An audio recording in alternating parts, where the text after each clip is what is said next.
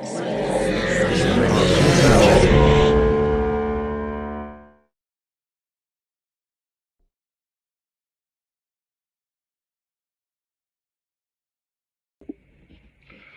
Mother's Recall.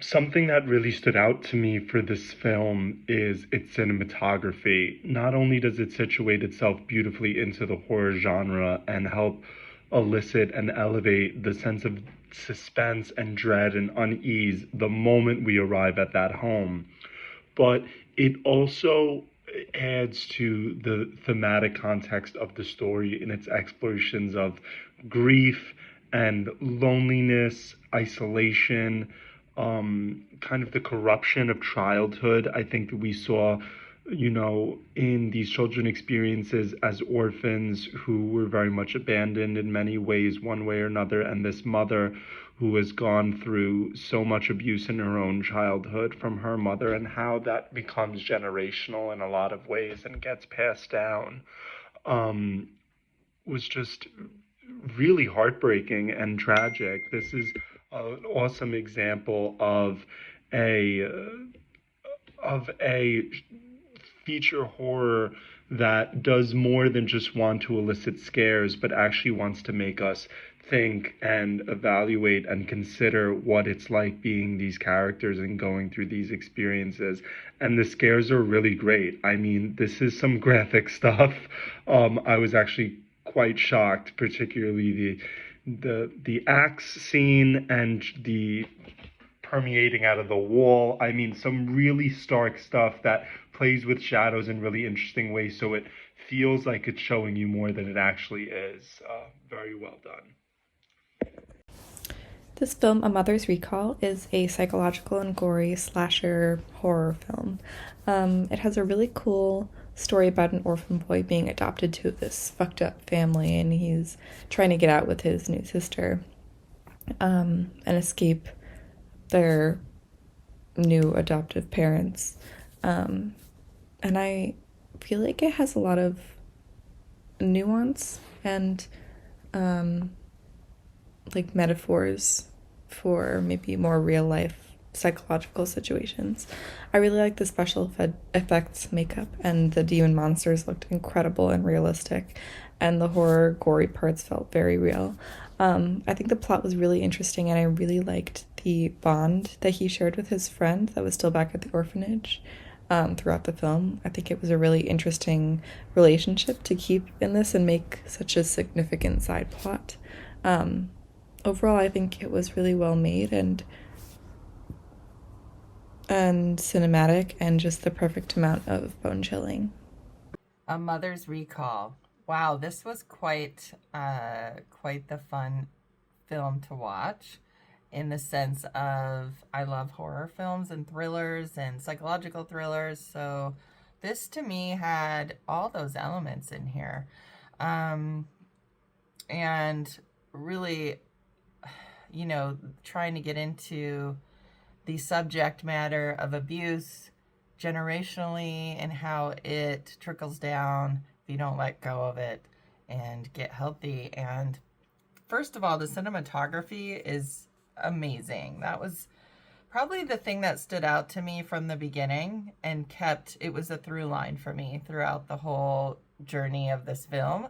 And you were very consistent with it, and it kind of lended to that. And even in as far as it being mostly, I think it was mostly evening and sort of inside these homes, but there was a couple of scenes I think outside during the day where we got to have a lighter sense to the film.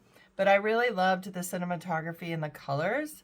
I feel like there was a green overtone, which I absolutely loved throughout, and you matched the wardrobe just right with it, and the set design and the kitchen, and I noticed the tablecloth was more reddish, and the curtains, there was other colors throughout, but the green really stood out to me, and the blues, and the door on the house, the stained glass, everything was just so beautiful. I love the locations that you chose, and it really was only in 2 locations that I can remember, and I think that says a lot. It's not really dialogue heavy either, this film.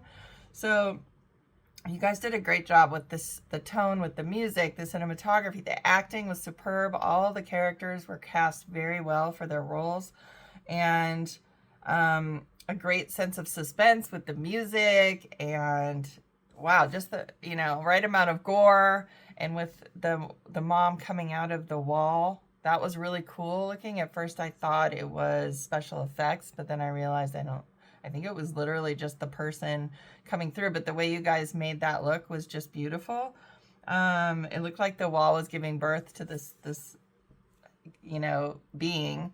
And how much, it was sad to me that the one kid wanted to stay, and I think because he didn't want the other adopted children to get more love or take love away from him. And yeah, it was really sad seeing what these adopted kids were going through, but also with the parents. And you could see how they unhealthy relationships with even the parents, the man, looking at his weight and feeling like because his wife is always talking to him about his weight. And you get so much from just the minimal dialogue. You really trust your audience to go along with it and really see and think. And you help leave room for the thought process. So I appreciate that, because I don't like a lot of exposition or just explaining everything. Like, you don't trust your audience to be intelligent enough. And it wasn't too symbolic for me either. I hate that. I like a more clear idea of what's happening, although I think some of that was in there. But all around, this is really, really well done. You guys have a great big production value here. This is like a cinematic film, and I think you're going to do great. So great job. A mother's recall is about connection and bonds, and how deep it can go or how off kilter it can be.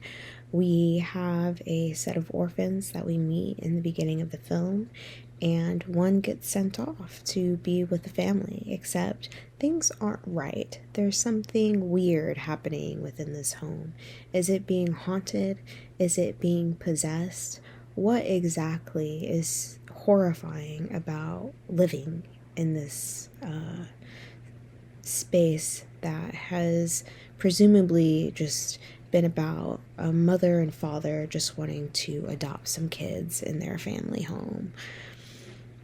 We see that there is a distinct bond between the set of orphans that runs so deep that is telepathic almost. We find that the duo has such a strong bond that they are able to connect and communicate despite not being in the same room almost. Having times where they communicate with balloons, for instance. And balloons become such a motif throughout the entirety of the film, and even brings us to the final sequence. Balloons represent celebrations, a sense of release, freedom, and we find us using them in different creative ways. In this film, we see it as a way to use as a form of communications. It builds up the suspense as we hear the pops of the balloon as the entity is striking horror within the home.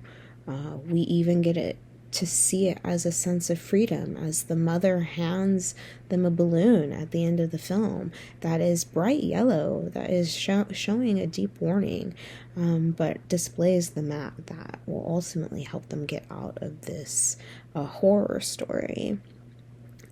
What is so interesting to me is the filmmakers direct very subtle hints of the demise of what's about to unfold within this piece.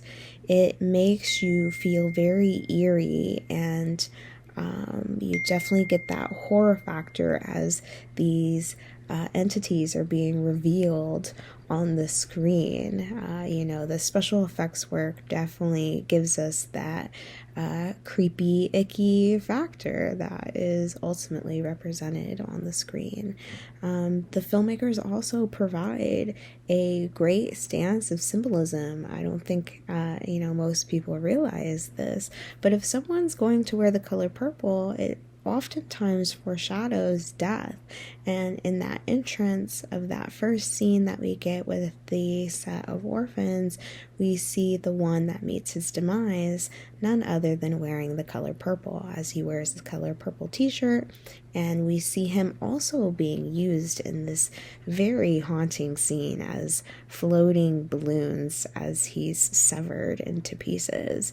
And honestly, that severing scene of his death, it is quite brutal and definitely pushes the mark to sit there in this uncomfortable state of watching this massacre take place. It's definitely heightening your senses and the sense of horror that is displayed throughout the piece through and through.